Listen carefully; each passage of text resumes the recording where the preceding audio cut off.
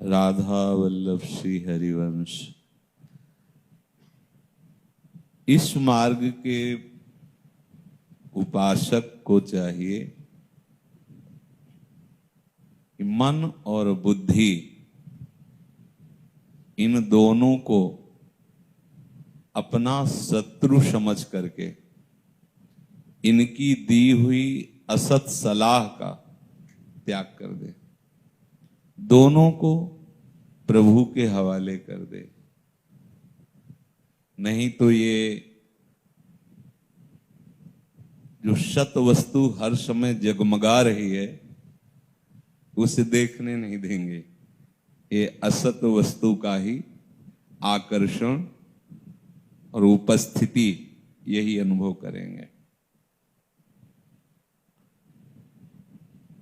जब तक हमारी दृष्टि नहीं बदलती तब तक दृश्य जैसा माया दिखाती वैसा ही हम देख पाते हैं, और जब हमारी दृष्टि बदल जाती है तो जैसा प्रभु कर रहे हैं वैसे ही सत्य दिखाई देता है।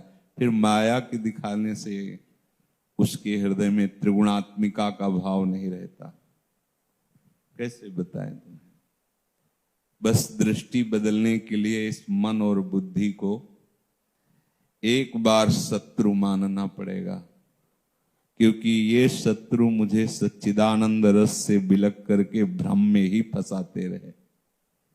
प्रभु की कृपा से जब ऐसा अवसर मिला तो पाए रतन चीन्ह्यो नहीं, दीन्ह्यो करते डारी।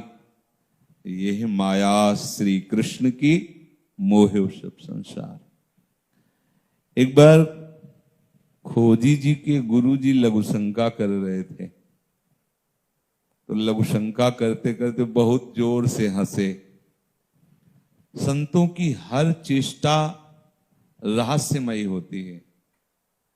जो इस माया में फंसे जीव हैं वो मायातीत संतों के विचार, चेष्टा, भावना, इनको वो अपनी मायाकृत ही दृष्टि से देखते हैं। यद्यपि वो कालातीत, त्रिगुणातीत, मायातीत महापुरुष जो भगवत आसक्त हैं, उनकी चेष्टा जानने के लिए भगवत दृष्टि चाहिए, दूसरी नहीं। जो लघु शंका करके खड़े हुए तो खोजी जी सेवा में रहते थे, हस्त प्रक्षालन के लिए जल लिए खड़े थे, और हस्त प्रक्षालन के लिए जल डालते हुए वो भी कस के हंसे। खोजी जी, उन्होंने कहा तुम क्यों हंसे? बोले महाराज जी आप हंस रहे थे इसलिए हम भी हंस दिए। बोले हम क्यों हंस रहे थे? बोले महाराज जी मुझे बोले पता लगाओ, चलो निकलो यहां से, ये पता लगाओ हम लघु शंका करते क्यों हंस रहे थे। अब बताओ आज हो तो कहते पागल हो गए गुरु जी, लघु शंका वो कर रहे हैं, हंस वो रहे, पता हम लगावे। लेकिन जो भगवत साक्षात्कार करने के लिए प्रबल व्याकुलता लिए हैं या भगवत साक्षात्कार किए हुए हैं, वो संतों की दृष्टि में, संतों की वार्ता में, संतों की चेष्टा में व्यर्थत्व का आरोप नहीं करते कि देखो ये व्यर्थ हंस रहे हैं, व्यर्थ। उनकी हर चेष्टा में कोई रहस्य है, पर वो दुर्लभो है। वो रहस्य ऐसे सोई जाने जे देव जनाई।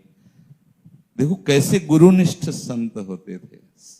जाओ, जब तक हमारी इस बात का पता न लगा लो कि हम लघु शंका करते क्यों हंस रहे थे, तब तक आश्रम में मत आना, चलो जाओ।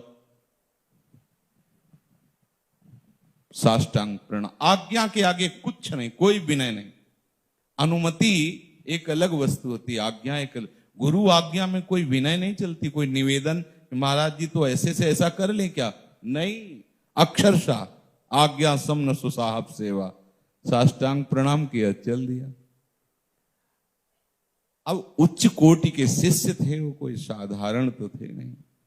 बड़े बड़े संतों से मिले और कहा हमारे गुरुजी लघु शंका करते क्यों हंसे। अब कोई त्रिकालज्ञ ही महापुरुष उत्तर दे सकता है, कुछ तो मौन हो जाते, कुछ हंस देते कि ये कोई प्रश्न है। अरे आप वेद से बोलो, पुराण से बोलो, तो उसकी बात अभी तुम्हारे गुरुजी लघुशंका करने में क्यों हंस दिए, कोई प्रश्न है? बोले आप भले न समझो, लेकिन गुरुजी ने कहा है तो ये प्रश्न है।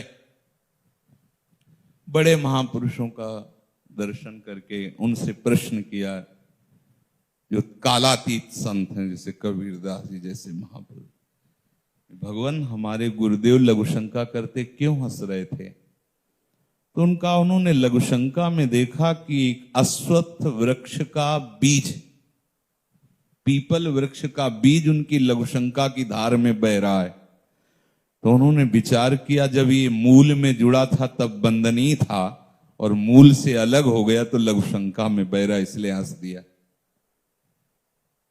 जीव जब मूल में जुड़ा रहता है तो बंदनीय, पूजनीय, महान हो जाता है, और जब मूल से हट जाता है तो लघुशंका में बह जाता है। कितना इसकी व्याख्या की जा सकती है? मूल कौन है? ऊर्ध्व मूल मधा शाखा मत्सोत्तम प्राहुरभ्यम, भगवान कह रहे हैं।